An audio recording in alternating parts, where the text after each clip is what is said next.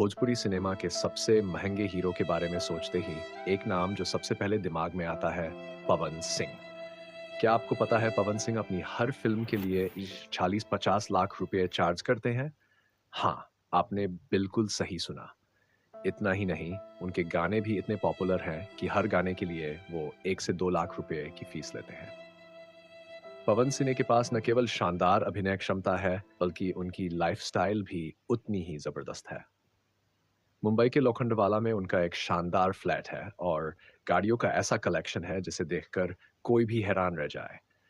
Mercedes Benz GLE 250, Fortuner और Mahindra Scorpio जैसी luxury गाड़ियां उनकी शान बढ़ाती हैं। लेकिन ठहरिए, भोजपुरी सिनेमा में खेसारी लाल यादव का नाम भी कम नहीं है। उनकी फीस और संपत्ति के आंकड़े भी हर किसी को चौंका सकते हैं। 50 से 60 लाख रुपए प्रति फिल्म और कुल संपत्ति करीब 18 से 20 करोड़ रुपए। और अगर हम निरहुआ की बात करें तो उनकी कुल संपत्ति करीब 10 करोड़ रुपए है।